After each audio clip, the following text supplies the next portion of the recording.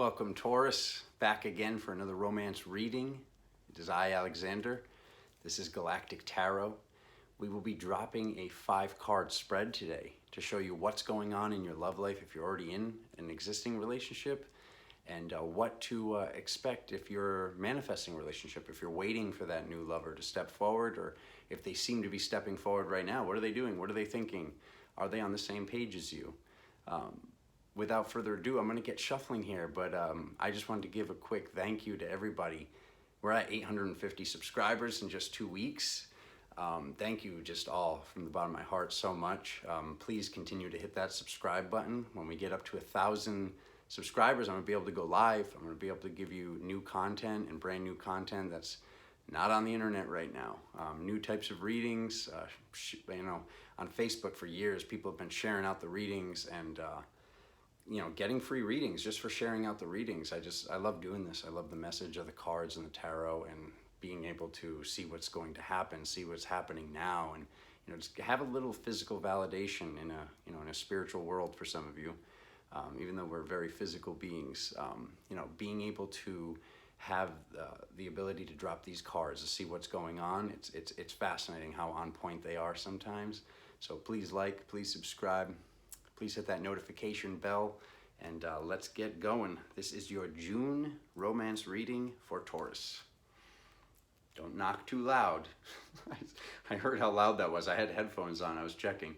So I'm working on clearing the deck a little quieter, but I do have to get the energy out. So just bear with me. Okay. June Taurus romance reading. In accordance with the highest benevolent force in the universe, what does Spirit want you to know about your love life? Oh, that's a good popper. So we got the Empress card. Good poppers. We like good poppers, and we want a good message here, Spirit. Unless if they really need to know. We want a good message for my Taurus family. One more. Oh my God, look at the way they shuffle. That was very odd. Okay.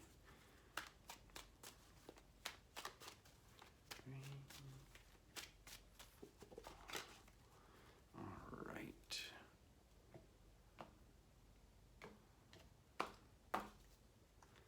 What do we have?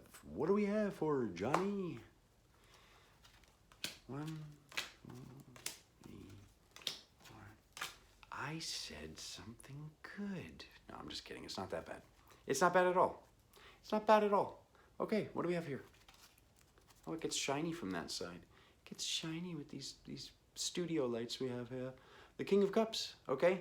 So this is the most romantic man in the deck, hidden at the bottom of the deck. This does not need to be a man. This can be a more masculine goddess out there. So we have the King of Cups. We have this person that is the best lover. This is the best lover in the entire deck. So that's good news, okay? All right. Ooh, this means 2 totally different things, whether you're in a relationship or not. Very interesting.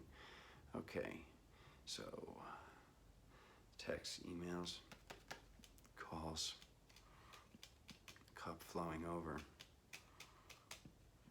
waiting. All right, let's just start it. Okay, so this card represents texts, emails, conversations going back and forth, phone calls, maybe playing a little bit of phone tag. So if you're entering a new relationship, this is basically representing that communication has started to happen. You're sending out these texts, you're sending out these feeler messages. Just from what I see, don't play the game, okay? Like, don't play that game where it's like, oh, they texted me, I'm gonna wait a day to text them back, or just be real. Be real is what I'm getting, because this is at the bottom of the deck, and this guy, okay? If you want something, if you're taking something, if you're claiming something, that's a masculine attribute.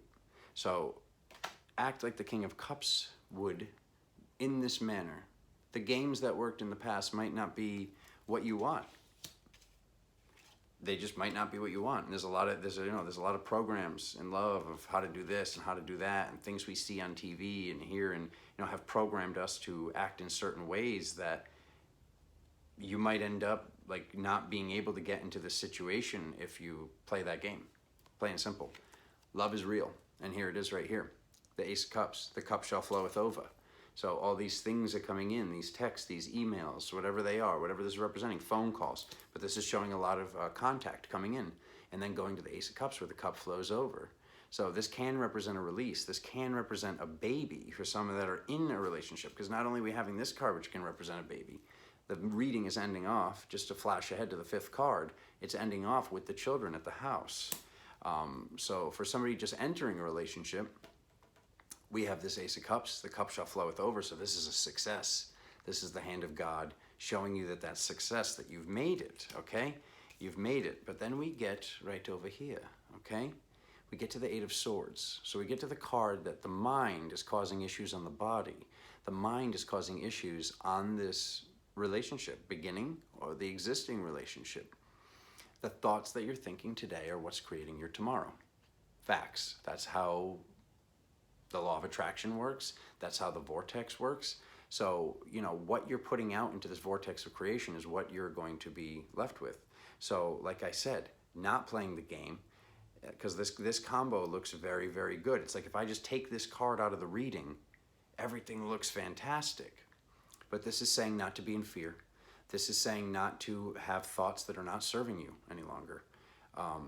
It can cause physical issues, but this is not about physical. This is about love. So this can cause constriction. So just being as loving as you want the person to be, if you're not in a relationship, like I said, but if you're in a relationship, being very loving, not being controlling. This can be control. This can be manipulation as well. If this is already a pre-existing relationship, so this can show a release that needs to happen if this is taking place. But moreover, this was a warning. Like I said, this was more of a warning to not play the game, because that's what the game is. This is how you're making the person feel. You're like, oh, I'm gonna make them wait. Oh, they texted me or they emailed me. I don't want to seem desperate. I'm not saying the second they text you, text them back instantaneously. But like, don't do this like, I'm gonna wait a day and a half thing, because this is how they feel. You want them to feel love. If you love this person, there's a potential there for something real, which I see that there is. Don't play that game, okay?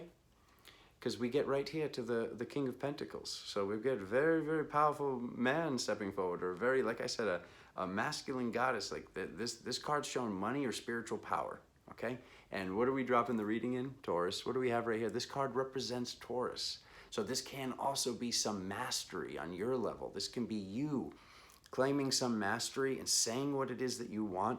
And, like I said, not playing the game anymore, okay? Ending off with the inner child, ending off with the physical child or the inner child. What is it that you want? Being upfront with the person. Like if you're starting a new relationship, like I said, this very much so, this is about the Taurians, the Taurus, not playing the game any longer. So you need to sit with yourself and ask, what games have I been playing? Like, so instead of like just starting the relationship and being like, okay, here's my plan. I'm gonna go this long, I'm gonna do this, I'm gonna say this, I'm gonna do that, and then all of a sudden I'm gonna be like, start to push the envelope for this because I want these children in the future. Just being upfront, and being upfront with yourself, and being upfront with your vortex of creation to create and get what you want and know that it's on the same page with the person right away. Obviously, no, you don't go out on a first date or, however the heck dates are going on during this, day and age until, kind of all the businesses open back up across the country, like depending on where you are. Some people can go on a date in some states.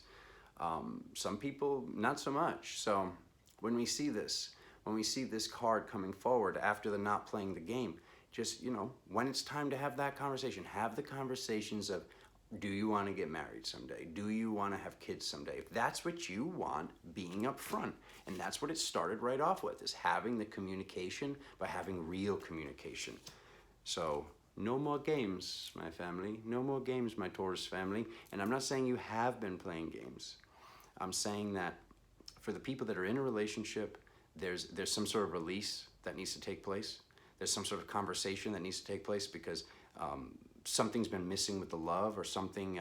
Maybe it's something feeling trapped because of the whole, like, you know, situation. I just like to call it the situation for now. But for the people starting a relationship, like I said, being upfront with yourself, asking yourself what you want, so you're not like going back and forth of, well, I don't even know if I want that. That's fine if you don't know if you want that. But the only issue with not knowing if you want that is that means that you're only going to call forward a person that doesn't know what they want as well. So just find clarity, see what you want, and be upfront. And I love you all so much. Please hit that like button. Please hit that subscribe button, that notification bell. I will see you guys very, very soon for your July readings. Thank you, Taurus. I love you so much.